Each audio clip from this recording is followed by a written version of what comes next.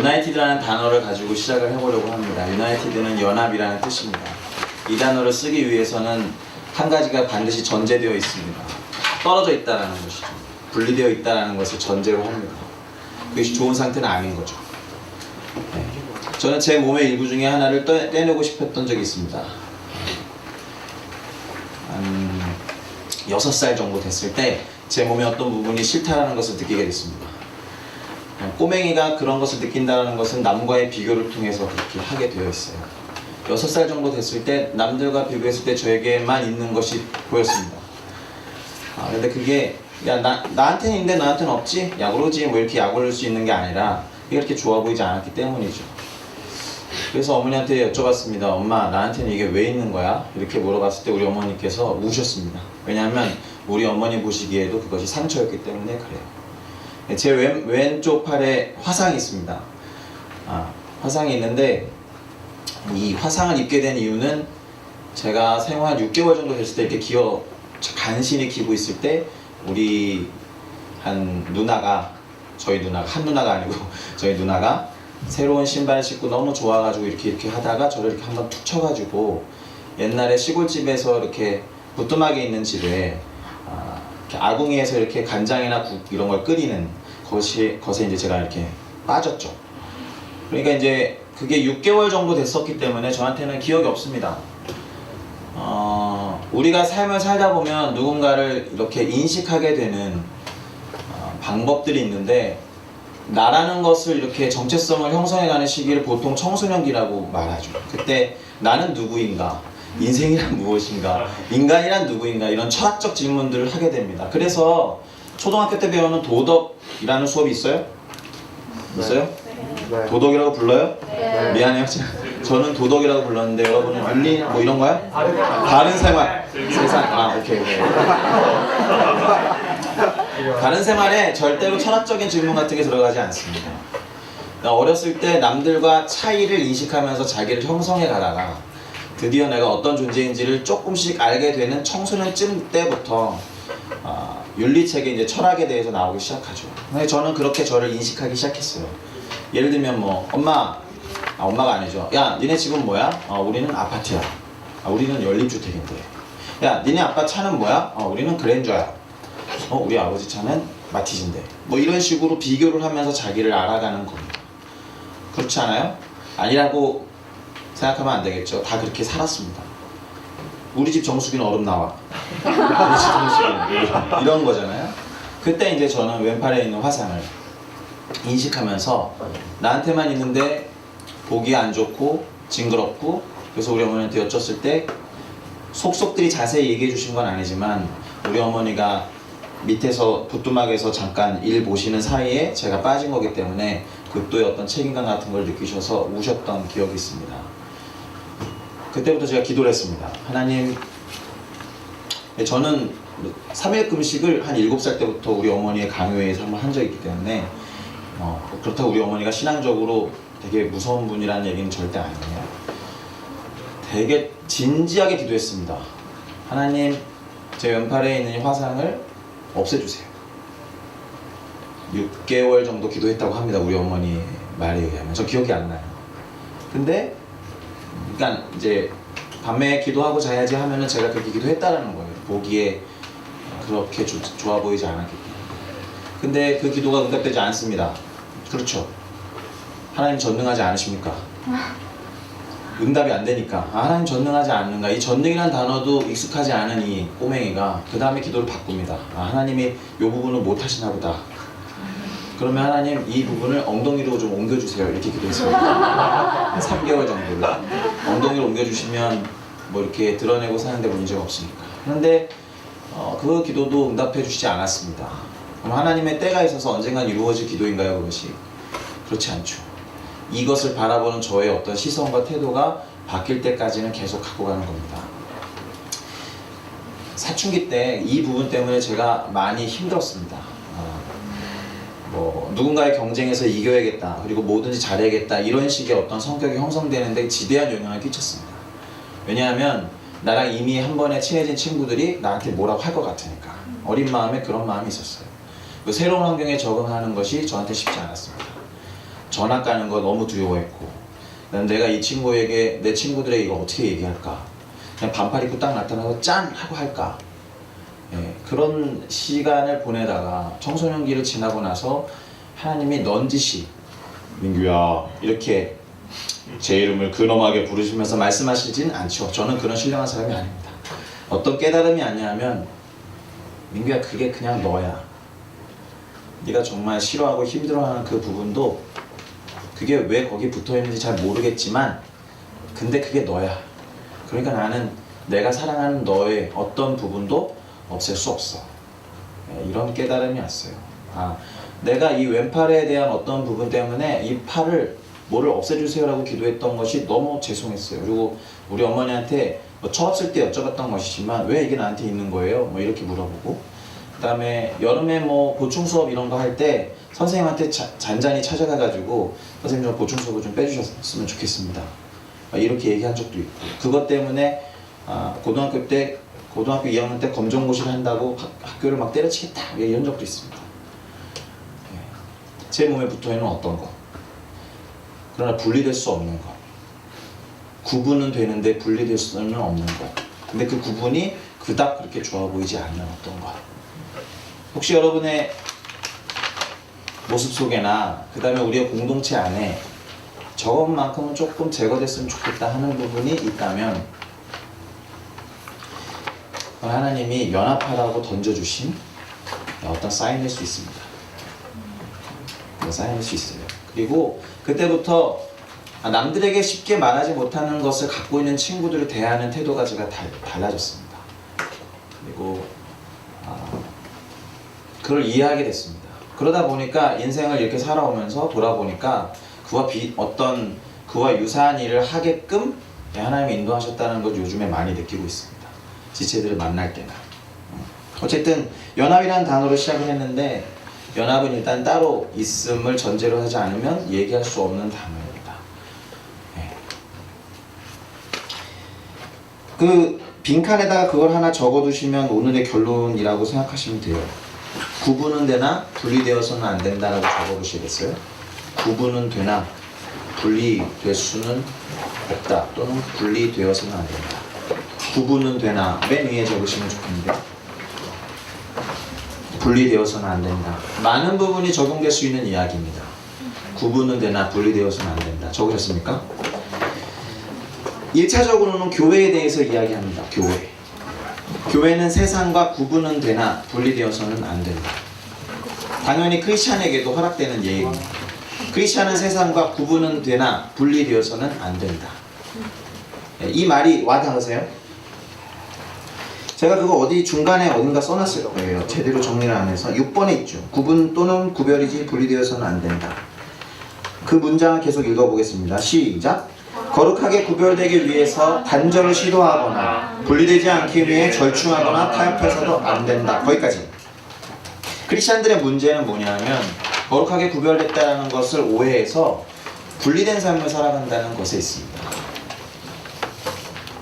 학과에서 어떤 회식을 하거나 그럴 때 술 마시는 게 너무 두렵고 싫고 그러니까 아니야 그거 모이면 안 갈래 뭐 이런답니다.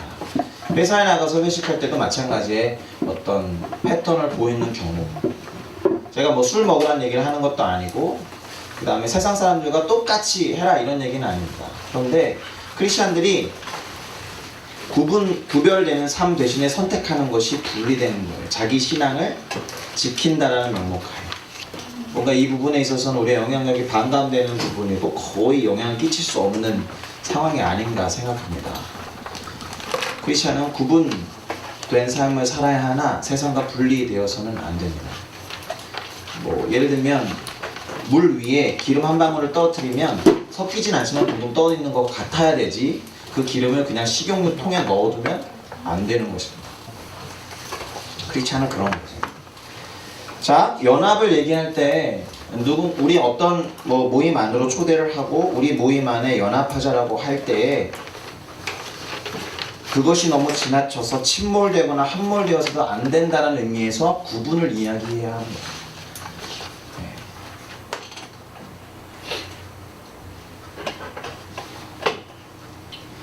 이제 시작하겠습니다. 연합을 먼저 얘기할 때 하나님과의 연합을 먼저 얘기하고 싶습니다. 1번이 그것이죠. 이것이 개인의 구원과 성화랑 연결됩니다. 먼저 우리는 하나님과 연합하셔야 합니다. 하나님이 아니니까 구분돼야지 뭐 이 태도도 별로 좋지 않습니다. 하나님에게 있어서만큼은 온전히 연합하셔야 됩니다. 그 안에 함몰되어도 좋습니다. 침몰되어도 좋습니다. 그러나 어쨌든 하나님과의 연합을 먼저 회복하셔야 합니다. 이것이 개인의 구원의 문제입니다. 그리고 선교를 나가는 데 있어서 1차적인 점검사항입니다. 선교훈련을 할 때 보이는 지체들의 다양한 반응들이 있어요. 제가 여의도 수목원교회를 오래 다니다 보니까 선교훈련의 여러 방면으로 인벌브한 적이 있습니다. 월드미션이라든지 선교국에 있는 FLTC 훈련이라든지. 월드미션의 가장 큰 문제는 그 선교적인 어떤 것들이 이벤트로 끝난다는 점에 있습니다. 월드미션의 총무사역을 할 때 지금의 형태로 경건훈련을 만들었습니다. 목기통 뭐 이런 거 묵상하고 시간을 늘려가면서 기도하고 통독하는 시스템을 가지고 왔습니다. 왜냐하면 단기 선교를 준비하면서 지금 연습되지 않으면 다녀와서 도루몽이 될 거니까 뭐 이런 생각했습니다. 다녀올 때까지 지체들이 잘 됩니다. 다녀와서 또 안 되니까 또 다른 훈련을 만든 것이 오늘날의 뭐 PATS, PDTS 이것입니다. 잘 보니까 여의도 안에 있는 청년들에게 어떤 문제가 있냐면 내가 지금 안 되겠다, 돌아가야겠다 이런 생각 속에 선택하는 것이 다양한 훈련과 교육의 프로그램이요 선교 여행과 같은 이벤트입니다. 그래서 여의도 순복음교회 안에 있는 청년들에게는 계절병 같은 것이 있습니다. 단기 선교 시즌이다. 가야지. 왜? 개인의 신앙의 회복을 위해서. 그것이 진정 회복은 아닐 것입니다. 우리도 선교지에 나가서 많은 것을 경험하게 됩니다. 저도 뭐 미얀마에 가가지고 병자를 많이 고쳤습니다.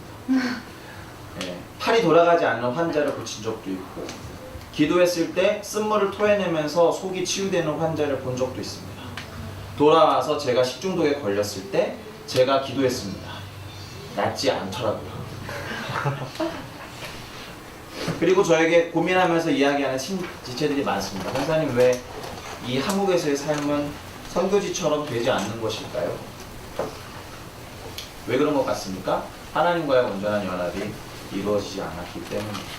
하나님과의 온전한 연합 없이 선교지에서 무엇을 얘기할 수 있습니까? 남들이 하나님은 사랑이시래더라. 그래. 요한이가 말하는 하나님은 사랑이시대더라. 이 얘기를 하러 내가 그 땅에 갈 이유는 없지 않습니까? 요한이가 가는 게 훨씬 낫지. 너무 잘 들어와서 했어요. 잘 몰라요, 요한이. 조금은 더 알아요. 다시 말하면 하나님과의 온전한 연합을 통해 하나님에 대해서 하나님을 알지 못하고 선교지에 가는 건 엄청난 어폐가 있는 것 같습니다. 물론 그곳에 가서 경험하고 알아보는 것에 기대를 가지고 나아가는 것도 좋은 일이고 여러분 하나님과 온전한 연합을 또 UTS에서 훈련 어떻게 진행하는지 제가 잘 모르지만 말씀 묵상과 기도하는 훈련을 지금부터 돌아와서 선교지에서의 삶과 이곳에서의 삶의 분리를 말합니다.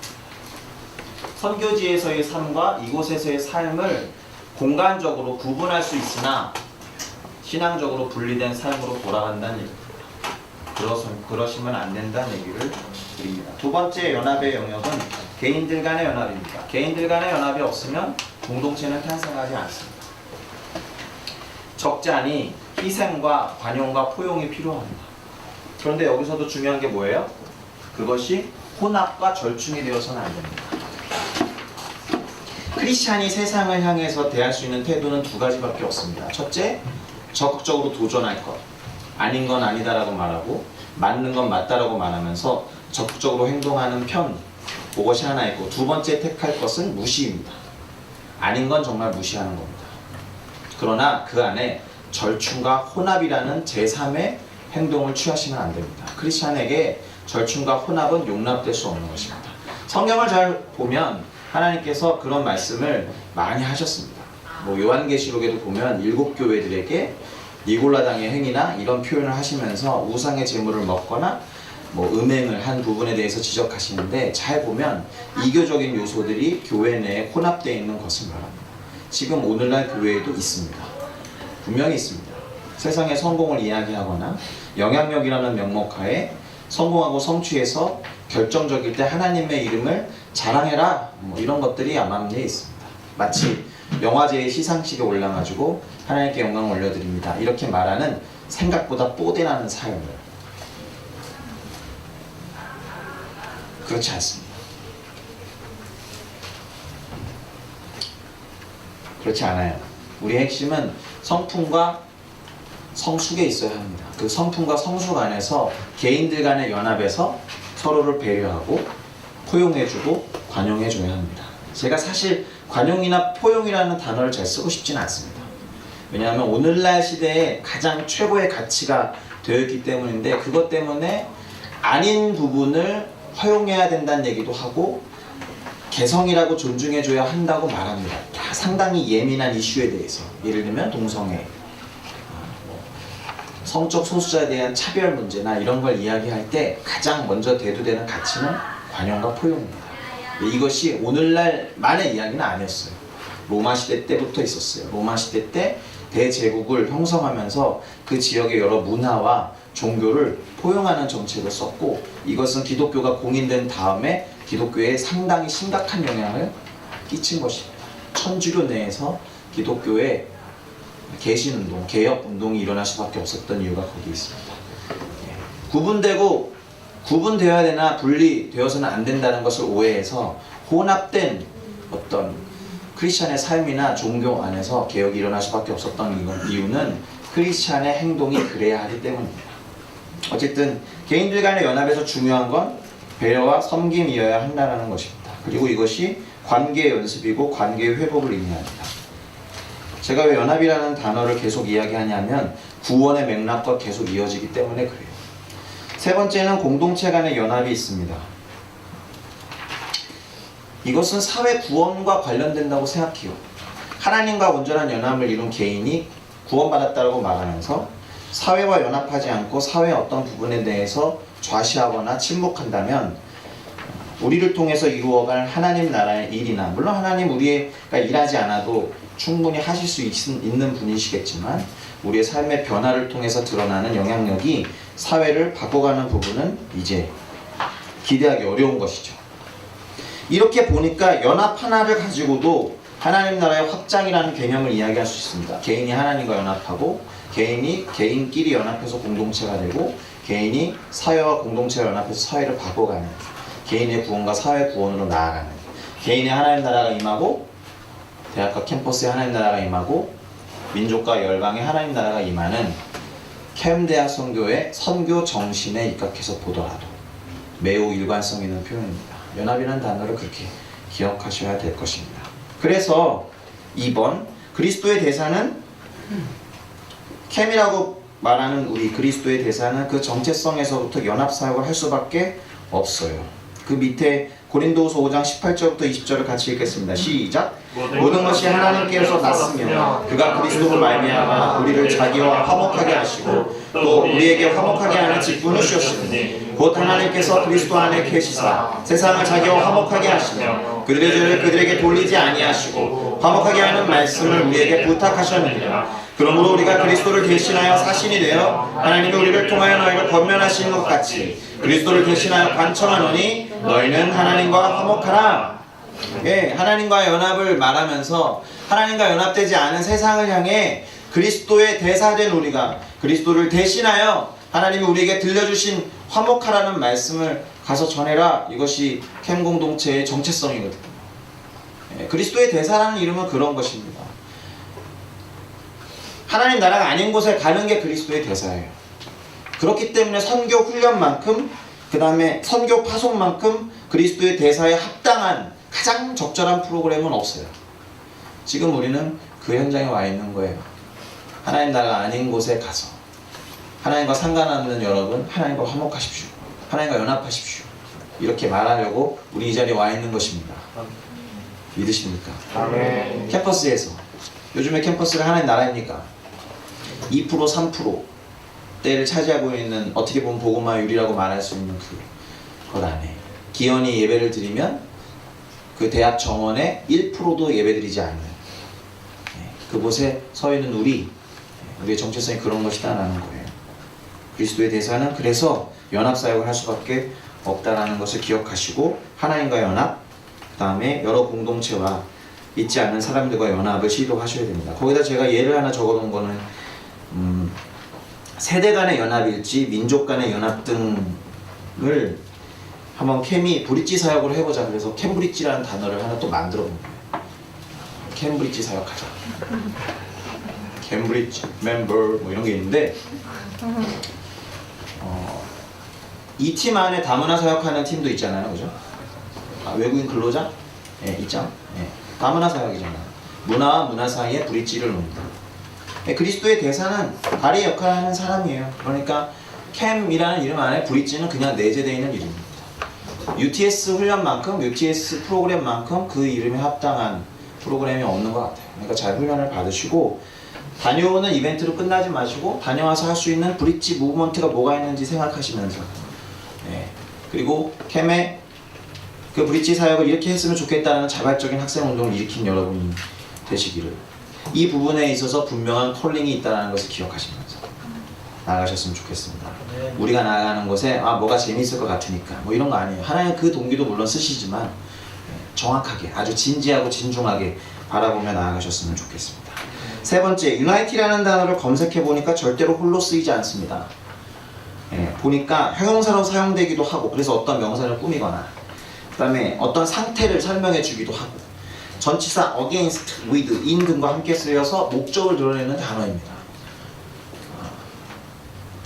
목사님은 어떤 의도에서 United Training School이라고 UTS라고 정했는지 모르겠지만 모르겠어요. 그걸 다 살피고 하시진 않았겠지만 정해놓고 보니까 이런 심오한 의미가 있더라. against는 정말 뭔가를 대적하기 위해서 연합해야 된다 이런 것이고 예수 안에서 United라고 하면 in이라는 단어를 써야 되겠고 예수 이외에 어떤 목적을 이루기 위해서 예수 이외는 아니죠. 예수님 위해서 그 목적을 이루기 위해서 함께 연합하자라는 의미에서도 United는 여러 가지로 용례가 있습니다. 물론 뭐 저는 영어를 전공한 사람이 아니니까 더 자세한 설명은 백안사님이나 모르겠어요. 네 번째, 더 중요한 것이 있습니다. 혼합이 연합은 아닙니다. 이 자리에는 50여 분의 여러 개성들이 있을 텐데 그냥 다 모아놨다고 그것이 연합일 수 없습니다. 연합엔 분명히 목적이 있어야 합니다. 그 목적에 동의하는 사람들이 모여 있는 것, 그래서 질서를 갖고 있는 것, 그것이 연합입니다. 절대 믹스된 것을 유나이티드라고 말하지 않습니다.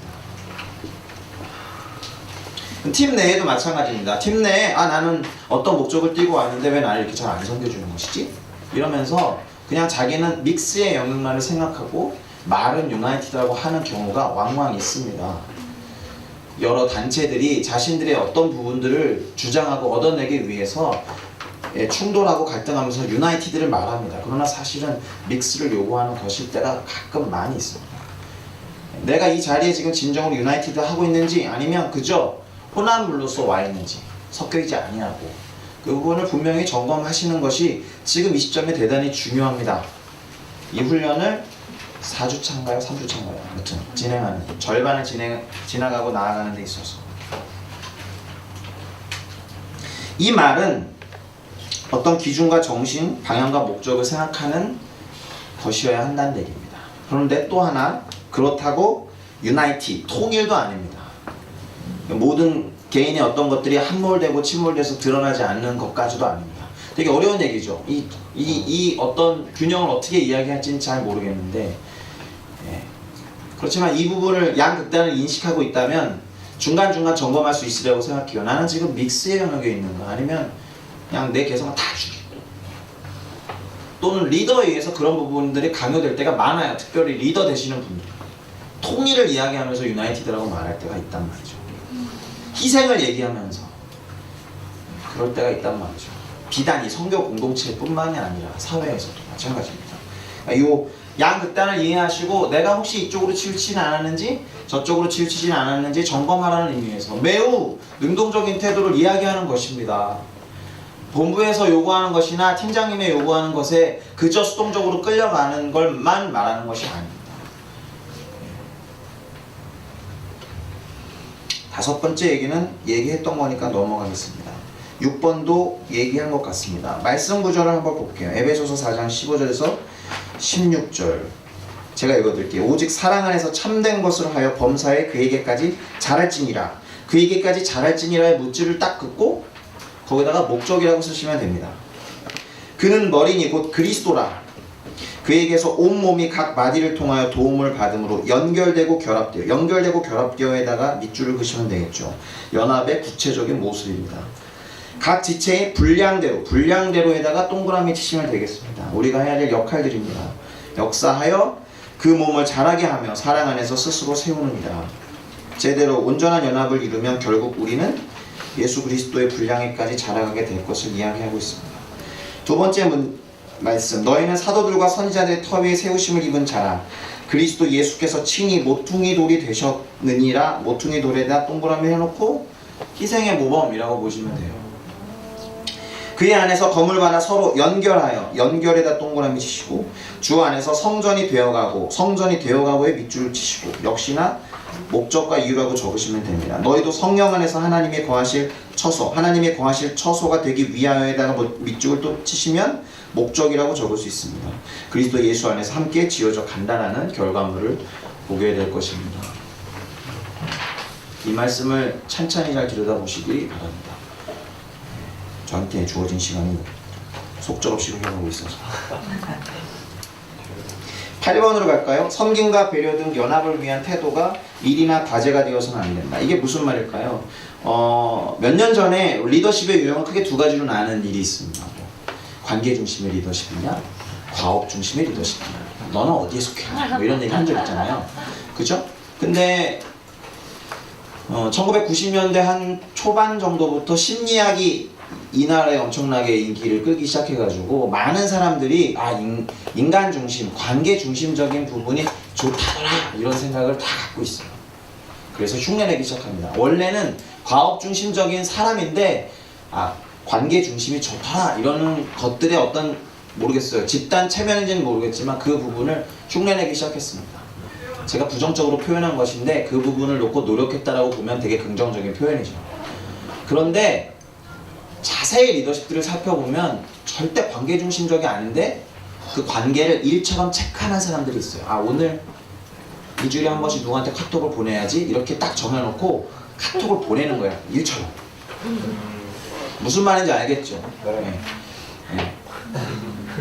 혹시 내가 그러고 있지는 않은지 제가 그렇기 때문에 하는 말이에요. 전 되게 일중심적인 사람이거든요. 네. 저를 오래 아신 분들이 그런가 지금 고개를 이렇게 갸우뚱갸우뚱 저게 그래요. 그리고 어느 날 제가 이 관계 중심이 좋다라는 생각으로 그것을 일처럼 체크하면서 하는 나를 발견하게 됐어요. 그렇게 해서 연습되고 훈련되어져서 반대편에 어떤 것이 개발된다는 긍정적인 면도 있지만 그게 저한테 일이었기 때문에 엄청난 스트레스로 다가오는 거예요. 그러면 사역이 끝나면 저는 집에 가서 뭐 할 것 같아요? 그냥 뒤집어 자는 것 말고는 하는 게 없어요. 왜냐하면 너무나 많은 일을 했으니까. 그러니까 자기 자신을 잘 아셔야 돼요. 일 중심이라는 게 절대 나쁜 거 아닙니다. 차라리 공동체가 추구하는 어떤 부분들을 일 중심적인 사람에게 정확한 롤을 주면 그건 어마어마한 좋은 연합입니다. 그래서 이 부분, 그러나 내가 혹시 일이나 과제처럼 하고 있지 않은지 한번 돌아봤으면 한다. 9번도 얘기했죠? 희생과 배려가 개인의 침몰이나 함몰이나 사라짐은 아니다. 10번이 되게 와닿는 문장입니다. 한번 같이 읽어볼까요? 시작! 가족과 같은 공동체를 꿈꾸어야 하지만 그렇다고 해서 공동체가 가정이 되어서는 안 된다. 동의하시죠? 되게 멋진 말이죠? 제가 생각해낸 것은 아닙니다. 이석 간사님이 강의하러 오셔가지고 이 문장을 딱 남겨놓고 가셨어요. 간사학교로. 공동체가 가족과 같이 되어야 한다라고 다들 생각하지만 그렇다라고 가정이 되어서는 안 된다. 그러니까 개인의 어떤 부분들을 많이 인정도 해주고 존중해주면서 그 부분을 지켜줘야 된다는 얘기입니다. 절대로 어떤 공동체가 연합한다고 상등이 되어서는 안 된다는 얘기죠. 교집합 정도로 해서 각자의 영역을 지켜주고 그 그다음에 목적과 이유 때문에 공통으로 만나는 부분을 많이 살려주는 식으로 생각하셔야 돼요. 이게 비단 리더에게만 주어지는 역할이 아니에요. 팔로워들이 그렇게 되어야겠다라고 자발적인 마음을 가질 때 그 안에서 서로를 진정으로 배려할 수 있습니다. 침범하지 않으면서. 11번 선교 공동체가 추구하는 연합의 기준은 진리와 복음이어야 하며 그것이 다림줄, 곧 기준이 되어야 한다. 다림줄이 뭔지 혹시 아세요? 끝에 이제 팽이 모양 같이 이렇게 생긴 추가 있고 이렇게 줄이 매달려 있는 거예요. 그러니까 얘는 이렇게 진정 운동을 하겠죠? 그러면 중력의 지배를 받으니까 이것을 딱 늘어뜨리는 순간 수직을 유지할 수 있어요. 언제 쓰겠어요? 벽을 쌓을 때. 벽을 하나둘씩 쌓을 때 이거를 늘어뜨려 놓고 그걸 기준으로 올리는 거예요. 벽을 쌓기 시작할 때 상당히 유효한 도구인데 벽이 제대로 쌓였는지를 점검할 때 이 다림줄을 들이대면 매우 떨리는 일이 벌어집니다. 왜일까요? 이 다림줄에서 어긋나면 그 벽은 허물어야 됩니다. 그러니까 관리자가 다림줄을 들고 온다 그러면 이걸 쌓던 인부들은 긴장해야 되는 거예요. 이 말씀이 아모스 선지자의 글에 있습니다. 예수님께서 다림줄을 들고 이스라엘 백성들을 이렇게 가늠해 보시는 내용을 언급하고 있어요. 그러니까 관리자 되시고 판단자 되시는 예수님께서 다림줄을 들고 있다라는 것은 우리로 하여금 긴장해야 된다는 사인일 수 있습니다. 그런데 선교 공동체가 연합한다라는 의미에서 여러 가지로 절충하거나 혼합돼서 어느 한쪽으로 하나님을 의지하는 것이 아니라 기울어져 있고 그러면 그건 반드시 허물어질 수밖에 없고 궁극적인 판단자 대신 하나님에 의해서 허물어질 겁니다. 이스라엘의 삶이 그랬어요. 북왕국 이스라엘이 여러 이방 민족들의 신을 받아들이고 절충되고 혼합되어서 결국에는 아수르 민족에 의해서 멸망당하고 결국에 그들의 삶이 어떻게 되는지 알아요? 혼혈됐어요. 다른 민족들에 의해서 혼합을 추구했더니 혼혈됐어. 그러니 유대인들이 봤을 때는 이방 잡족이 된 거죠. 그러니까 그들의 후예라고 부르는 누구예요? 사마리아 사람들을 개보듯 하는 거예요. 진리와 복음으로 그걸 기준으로 연합해야 한다는 것. 12번 소통과 연락이 연합의 핵심입니다. 소통과 연락이 연합의 핵심입니다. 유느님의 페이스북에서 전 친구는 아닌데요.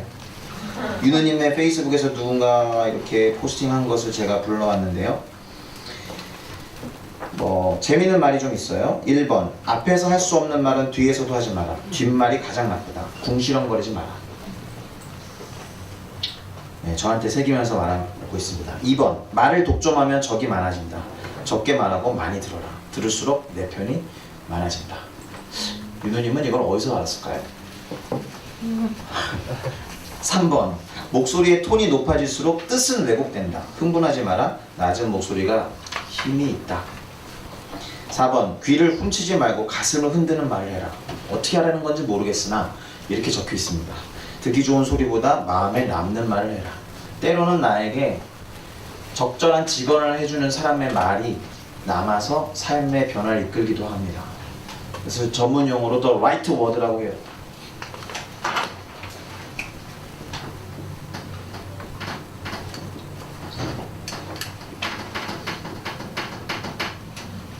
직언이라고 번역되는 것 같지만 정언이라고 번역돼요. 정언, 옳은말, 바른말 이런 얘기입니다. 옳은말, 바른말, 고운말을 쓰자 이런 의미가 아니고 정말 바른 길로 가게 나를 이끄는 정언, 이것을 하나씩 갖고 있는 것이 중요한데 그런 말을 들려주는 사람들이 되어줘라 이런 얘기죠. 6번 칭찬에 발이 달려있다면 험담에 날개가 달려있다. 칭찬이 절대로 험담을 따라갈 수 없습니다. 7번 뻔한 이야기보다 뻔한 얘기를 해라. 소통에 대해서 얘기하다 보니까 이런 얘기도 나오는 것 같고 혀로만 말하지 말고 눈과 표정으로 해라. 비언어적 요소가 언어적 요소보다 힘이 된다. 예를 들면 나누고 있는데 모두가 스마트폰을 보면서 이러고 있다. 고개를 떨구고 메모하는 건지는 모르겠지만 그 사람의 이야기를 그런데 내려놓으셔야 돼요. 누가 나눔을 시작했는데 스마트폰을 들고 있고 신문을 보고 있고 신문을 보고 있는 아버지의 어떤 전형적인 게 가부장적 사회를 대체하는 거예요. 아빠 드릴 말씀이 있습니다. 그래 뭐냐 이러면서 뿔테 안경을 딱 끼고 2대8 가는 말을 하는 아저씨가 아빠가 신문을 딱 바라보고 있는 소통 안 하겠다는 얘기죠. 이와 같은 모습이 오늘날 휴대폰이 많이 대체를 하고 있는 것 같아요. 하던 일을 멈추어야 됩니다. 그 정도. 뭐 잠언에도 나와 있는 말이지만 혀를 다스리는 것이 중요합니다. 그래서 내뱉어진 말이 나를 다스린다. 함부로 말하지 말고 한 번 말한 것을 책임져라 라는 의미에서 유느님의 페이스북에서 몇 가지 통찰을 얻기 위해 얻어왔습니다. 기억하고 있으면 좋을 것 같아요. 13번 고린도전서 9장 19절에서 23절은 바울 선생님의 이야기인데 밑줄 친 부분만 이야기하면 모든 사람에게 종이 된 것은 더 많은 사람을 얻고자 함이요 유대인들에게 내가 유대인과 같이 된 것은 유대인을 얻고자 함이요 율법 아래에 있는 자 같이 된 것은 율법 아래에 있는 자를 얻고자 함이요 율법 없는 자 같이 된 것은 율법 없는 자를 얻고자 함이요 약한 자들에게 내가 약한 자가 된 것은 약한 자들을 얻고자 함이요 여러 사람에게 여러 모습이 된 것은 아무쪼록 몇 사람이라도 구원하고자 함이니 내가 복음을 위하여 모든 것을 행하면 복음에 참여하고자 함이라. 바울이 여러 사람에게 여러 모습이 된 것은 다시 말하면 바울이 여러 사람과 연합한 것은 그들을 구원하고자 하는 목적을 띠고 한 것이지. 이 부분이 기준이 되어야 된다는 거 아까 말했던 달인줄을 기억하시면서 14절 빌립보서 4장 12절에서 13절을 같이 읽어보겠습니다. 시작! 나는 빈손에 처할 줄도 알고 풍부에 처할 줄도 알아. 모든 일 곧 배부름과 배고픔과 풍부와 궁핍에도 처할 줄 아는 일체의 비결을 배웠노라. 내게 능력 주시는 자 안에서 내가 모든 것을 할 수 있느니라. 이때 결론을 내려놨는데 예수님 때문에 어떤 것도 할 수 있다 이런 얘기입니다. 제가 여러 군데에서 이런 얘기를 하는 것을 기억합니다. 내게 능력 주시는 자 안에서 내가 모든 것을 할 수 있다라는 이 말씀을 많이들 왜곡하고 있죠. 하나님 제가 이 회사에 들어갈 능력이 안 되는데 주님이 능력 주시면 제가 이 회사에 들어갈 수 있을 것입니다. 능력 주시는 자 안에서 내가 모든 것을 할 수 있습니다. 이런 식의 말이 아닙니다. 우리가 집중해서 봐야 될 구절은 12절이에요. 보통 사람은 선택하지 않는 비천을 이 사람은 할 수 있습니다. 보통 사람은 선택하지 않는 배고픔을 이 사람은 선택할 수 있습니다. 보통 사람은 선택하지 않는 궁핍, 보통 사람은 선택하지 않는 비난, 보통 사람은 선택하지 않는 어떤 것을 기꺼이 선택할 수 있는 것은 예수님 때문입니다. 이런 얘기. 보통 사람은 토요일 이 시간에 여기에 와 있지 않습니다. 보통 사람은 몇 개월 동안의 훈련을 기꺼이 선택하지 않습니다. 보통 사람은 100만 원 넘는 돈을 내면서 해외에 나가지 않습니다. 왜요? 근데 우리는 그렇게 하는 이유 예수님 때문입니다. 내게 능력을 주시는 예수님 때문에 보통 사람들이 하지 않는 것을 나는 할 수 있다. 연합의 이유와 동기를 기억하셨으면 좋겠습니다. 그럼 건강한 연합은 어떤 것이냐? 공부를 어떻게 하면 잘합니까? 최선을 다하면 돼. 이 차원의 이야기 정도밖에 안 됩니다만 같이 읽어보면 연합된 모든 단위, 그것이 개인이든 팀이든 공동체든 모두가 성령이 충만해야 한다. 하나님과 연합이 출발점이에요. 절대로 기도 제목 1번이 성령 충만이 되어야 될까요? 되지 말아야 될까요? 되어야 되기도 하지만 사실 되지 말아야 됩니다. 무슨 말이에요? 성령 충만은 언제나 출발점이었습니다. 성령이 임하시면서 교회가 태동한 것이지 우리가 어떤 일을 함에 있어서 성령 충만은 정말 기본이어야 되거든요. 빨리 여러분의 1번 기도 제목에서 제거시켜야 합니다. 대단히 중요합니다. 성령과의 연합에 힘쓰시고 두 번째, 권위에 순종하셔야 하겠죠. 리더들을 판단해서 순종 여부를 결정하라는 게 아닙니다. 이 자리에 있는 리더분들은 내가 권위를 세워야겠다 이런 생각을 해도 안 됩니다. 우리는 순종하는 겁니다. 이 공동체 망해도. 왜냐하면 리더와 하나님과의 관계 안에서 하나님이 그 공동체를 책임져 주실 겁니다. 단기에 망했을지라도 하나님은 당신의 일을 성공시키는 분이라는 믿음과 확신이 있다면 리더들을 절대적으로 믿고 따라가 주십시오. 팀장님 이렇게 하는 게 낫지 않을까요? 라는 정당한 호소나 다양한 아이디어를 얘기할 수 있습니다. 근데 그 부분에 대해서 리더가 어떻게 명확하게 얘기했다면 알겠습니다 하고 가는 게 좋습니다. 7명이 모였는데 7명이 이 얘기 저 얘기 다 해보세요. 리더는 죽습니다. 그 순간부터 이것은 나를 위한 훈련이구나 하고 받아들이면서 리더만 훈련을 열나 잘 받습니다. 이 훈련은 우리 모두를 향한 훈련이라는 걸 기억하시고, 세 번째, 하나님의 음성을 들을 수 있는 팀이 있죠. 팀 공동체가 되어야 합니다. 제가 아까 말했죠. 민규야 이렇게 들리는 그런 거 얘기하는 거 아닙니다. 하나님의 성품과 하나님을 알아가고 경험한 바에 따르면 하나님의 어떤 것들은 공동체원들이 거의 다 동의하게 됩니다. 예를 들면 제가 군대를 제대하고 거지 전도여행을 광주를 간 적이 있어요. 이제 타 교회 지체들하고 한 8명 정도 형성을 하고 갔는데 저는 광주에 가면 자신 있는 게 하나 있었어요. 왜냐하면 우리 어머니 동기분이 광주의 큰 교회 담임 목사님이셨거든요. 우리 어머니 동기분이 신학교 동기분이. 그래서 이 거지 전도여행은 수시로 음성을 들으면서 움직여야 돼요. 어디서 잘 것인가? 기도합시다. 뭘 먹을 것인가? 돈이 없는 거예요. 아무것도 안 갖고 가는 거거든요. 그냥 갈차리만 가지고 가는 거예요. 그리고 문 두들기면서 들어가는 거예요, 교회 같은 데. 근데 이제 저 광주역에 딱 도착해서 저 이제 눈앞에 한 300m 정도에 광주 순복음교회가 있어요. 저희 어머니 동기분이 담임하고 있는 되게 큰 교회입니다. 우리 어머니를 얘기하고 저기 들어가서 3박 4일 동안 잘 있으면 되겠다라는 생각을 저는 했습니다. 그렇지만 팀장이었기 때문에 여러분 같이 기도할까요? 이렇게 얘기를 했습니다. 모두가 순복음 지체들이 아니었어요. 다 타교회 지체들이었어요. 이 친구들이 모두가 자매님은 어디를 갔으면 좋겠습니까? 저쪽에 한 500m 떨어진 데에 참빛교회라고 있어요. 광주 참빛교회. 참빛교회 갔으면 좋겠습니다. 그런 거예요. 그럼 한 명 정도면 다수결로 결정하면 되겠지. 두 번째 형제가 참빛교회로 가자고 하는 거예요. 세 번째, 네 번째, 다섯 번째, 여섯 번째, 일곱 번째 형제 자매들이 다 참빛교회라고 하는 거예요. 그 순간 나 혼자 기도를 안 하는 거지. 나 혼자 광주 순복음교회 가면 된다라고 생각하고 그 생각하고 있었습니다. 팀장님은 어디로 갔으면 좋겠어요? 제가 뭐라 그랬을까요? 참빛교회 가는 게 좋겠습니다.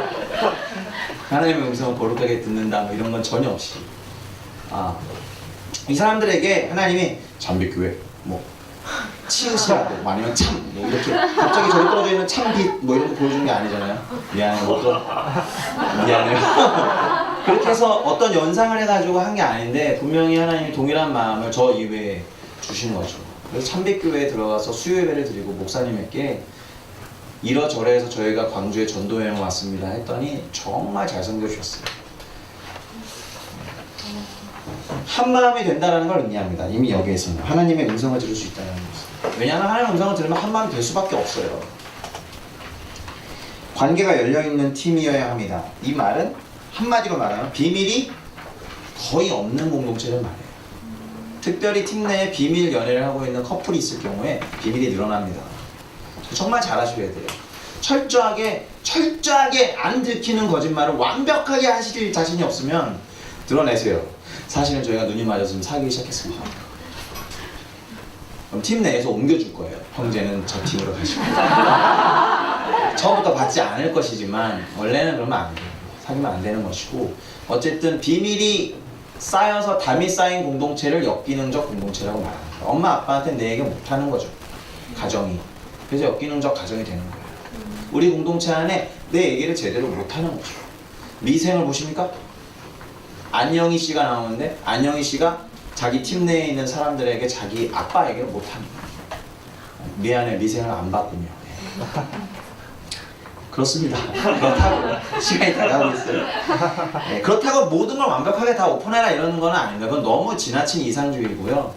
그래도 이 타이밍에 만난 우리 팀원들이 키퍼슨이 되어야 한다는 거예요. 키퍼슨.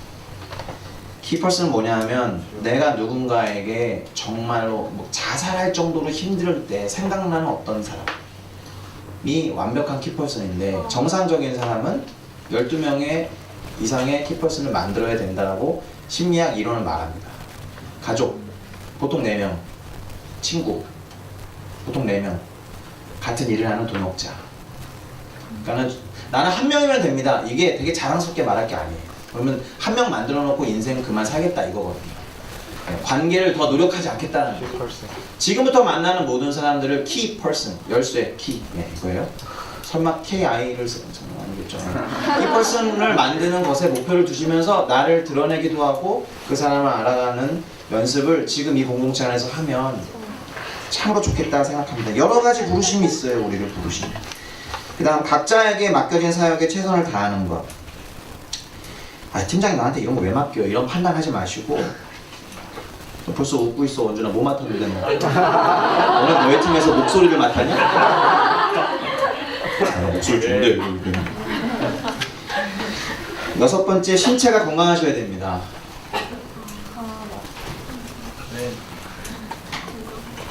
지성과 영성과 체력 중에 제일은 영성인데요. 지성과 영성과 체력 중에 가장 먼저 하나만 골라라 그러면 체력을 고르셔야 돼요. 체력이 없고 건강이 없는 상태에서 지성과 영성이 무슨 소용이 있습니까? 그렇죠? 이 삶이 끝나면 끝입니다. 지성과 영성이 충만한 상태로 뭐 전부 가는 겁니까? 그렇지 않습니다. 이 세상을 살아가는데 가장 중요한 건 어쩌면 건강입니다. 그러니까 팀이 건강하셔야 돼요. 신체적으로. 근데 현재에 가면 아플 수도 있거든요. 그걸 너무 또 영적으로 해석하시면 안 돼요. 축기를 해야 되나? 아픈데 축사를 할까? 그러지 않아요. 아플 수도 있다라고 봐주시면서 그 사람이 맡았던 일들을 대신 짊어지는 걸 해야 되는데 아름다운 모습인데 안 아프면 대신 짊어질 필요가 없으니까. 그래서 건강하다는 거예요. 누군가 건강하지 않으면 그 사람의 일을 누군가 대신해야 되니까. 아시겠죠? 네.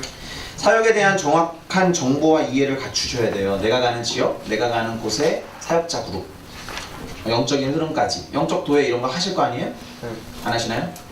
하셔야 되고요. 리더 분께서는 사역에 대해서 정확하게, 물론 변경 가능하다는 전제하에 인포메이션을 예령으로 주셔야 돼요. 예령, 미리, 예자를 얘기하는 거, 미리 정보를 주셔야 한다는 거고, 그 다음 서로 끝까지 신뢰해야 된다. 5분 안에 끝내야겠네요. 연합을 방해하는 요소들, 정보와 의견 교환이 막힌다. 지나친 경쟁의식이 있다. 끼리끼리 모인다. 일반적 규칙이 지켜지지 않는다. 리더 여러분, 일반적 규칙을 준수해 주셔야 돼요. 리더의 가장 요구되는 태도는 제 생각엔 일관성이에요. 근데 리더가 도대체 어떤 사람인지 모르겠고 내가 이 말을 했을 때 화를 낼지 안 낼지를 도무지 모르겠다. 그럼 팀원들은 모두 불안해합니다. 내가 이 말을 하면 팀장님은 조금 싫어할 거야 라는 걸 안다라는 건 일관성을 팀장이 유지했기 때문이거든요. 연합에 있어서 이 부분을 서로 간에 잘, 야, 나 이런 사람이니까 너 맞춰, 이런 의미가 아니고, 그런 의미가 아니라 그만큼 서로를 아는데 일반적인 규칙은 전체가 지켜봐야 된다는 얘기입니다. 이성교제는 하면 안 돼요. 일단 여기까지만 얘기할게요. 팀 내에서 이성교제 하지 마십시오. 다녀와서 차분히 관찰한 다음에 그 형제자매의 장단점을 면밀히 계산하고 음성을 듣고서 다녀와서 사귀셔도 늦지 않습니다. 그 전에 누가 체갈 것 같아서 성급하게 대시했다가 망하는 커플 많이 봤고요. 그렇게 해서 딴 사람한테 갔다 그러면 짝이 아닌 겁니다. 되겠어. 너의 팀 내에서 역할은 그거구나. 리액션. 6번째, 게으름. 절대 게으르시면 안 되죠. 이건 뭐 더 말할 필요가 없습니다. 게으름을 핑계대서도 안 됩니다. 제가 게을러서요라는 말을 할 때마다 계속한다. 그런 사람이 가장 부지런한 게 뭔지 알아요? 게으름을 핑계대는 것에서만큼은 부지런한 거예요. 팀 내에서 가장 많이 싸워야 될 영역입니다. 시간을 지키셔야 돼요. 특별히 팀장님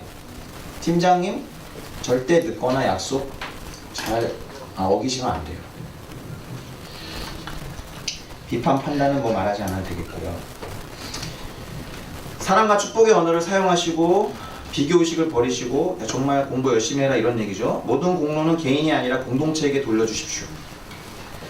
문제가 생기면 리더랑 먼저 상의하십시오. 옆에 있는 사람에게, 물론 내 옆에 있는 사람이 키퍼슨이라고 먼저 얘기할 수도 있겠지만 그래도 리더 그룹에서 먼저 아는 게 중요해요. 리더가 나중에 거쳐들으면 그것만큼 섭섭한 일이 사실 없어요. 자기를 돌아보게 되고 이 훈련은 나를 위한 것이구나 해서 스스로 계속 자기 훈련에 치중하게 됩니다. 다음, 부르심과 소명을 기억하라. 가로열고 뭐예요? 밑줄. 공동체의 연합을 위해 부르셨다. 이 훈련이 이 시대에 대단히 중요합니다. 개인주의화되어 있고 개토화되어 있는 이 대학생 그룹에게 공동체를 만나서 공동체적인 가치를 추구한다는 것은 시대에 역행하는 일입니다. 그런데 그것이 크리스찬입니다. 시대에 한번 제대로 역행하십시오. 제대로. 너희는 이렇다라고 말하나 내가 아는 진리에서는 이렇지 않다라고 역행하십시오.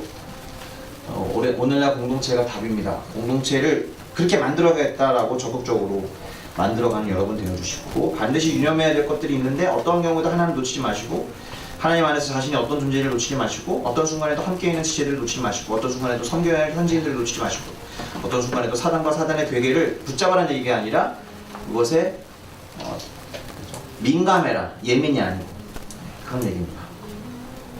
이걸 기도문으로 만들어도 돼요. 하나님 우리가 이렇게 하게 하십시오. 이렇게 그래서 저는 단기선거 나갈 때 공항 사역 많이 했었거든요. 입출국 보내고 받고 할 때 항상 기도할 때 이거를 선포했던 기억이 납니다. 효과적인 커뮤니케이션을 위한 팁 몇 개를 적어놨는데 1mm 커뮤니케이션은 재밌죠. 대화할 때는 1mm 거리로 다가가라. 진짜 갈까 키스하라는 얘기가 아니죠. 그만큼 가까이 가라. 두 번째, 상대방과 오래 사귀려면 1mm 신장으로 자기를 낮춰라. 조언을 할 때는 1mm 이상 하지 마라. 조언을 받을 때는 1mm 이상 반박하지 마라. 공덕은 1mm만 가져도 충분하다. 형이 뭐 궁금해. 공을 돌리는 거. 아 이거 내가 잘해서 그래 뭐 이런 거잖아요. 그런 거.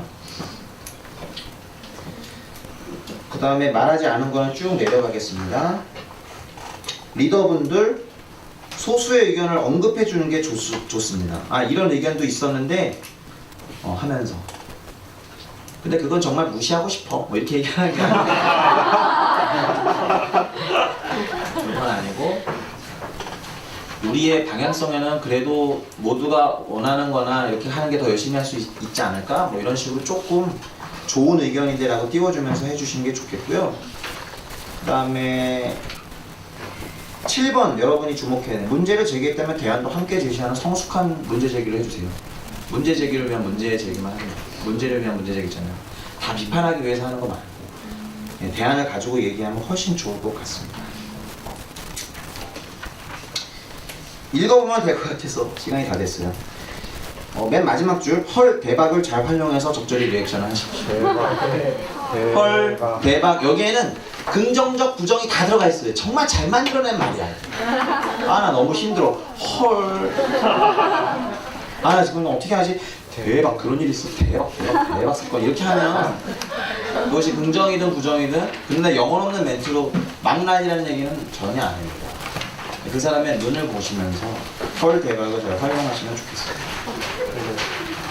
시간이 다 됐어요. 질문도 받을 수 없고요. 그러니까 일방적인 거죠. 소통이 아니에요. 저와 여러분이 연합되지 않았습니다. 그렇지만 같이 기도하고 싶습니다. 제가 잘못 가지고 온 악보이긴 하지만 주의 나라가 임할 때 그냥 앉아있어요.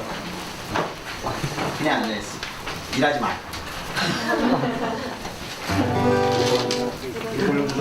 없습니다. 그래? 별로 안 좋은 거 믹서예요. 그래요. 자, 회사 칠게요. 이 찬양을 부르면서 우리를 연합시킨 하나님의 뜻이 무엇인지 분명히 기억하시고 함께 제가 기도를 선포하고 저는 빠질 테니까 뒤에 뭐 있을 걸 알고 있어요. 그렇지 뭐. 해야 돼요, 열심히. 같이 기도하기 전에 이 찬양을 부르면서 우리의 마음을 연합하게 하신 하나님 바라보면서 가셨으면 좋겠습니다. 미안해요. 키를 잘못 잡았어요. 주의 나라가 임할 때 하나님 임재하실 때 예배가 회복되면 기적은 일어나네. 전능하신 주 영원한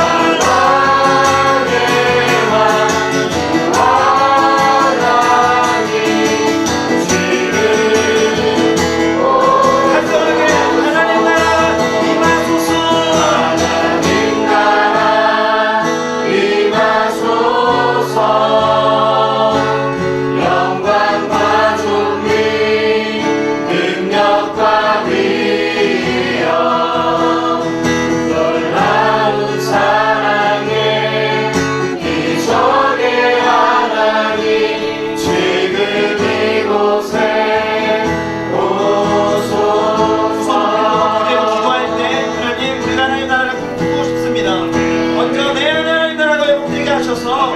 하나님과 온전히 연합을 이루게 하여 주시옵소서. 그 하나님을 알아가는 지식과 경험을 통해 하나님 공동체와 연합을 또 문화를 뛰어넘은 연합을 하게 하여 주시옵소서. 우리가 저녁 복음에 합당한 삶을 결단하오니 우리를 통해 하는 나라를 이루어가시고 확장시켜 주시옵소서. 내가 나가는 그 지역 온전히 연합을 이루게 하시고 제대로 배려하며 섬기게 하여 주시옵소서.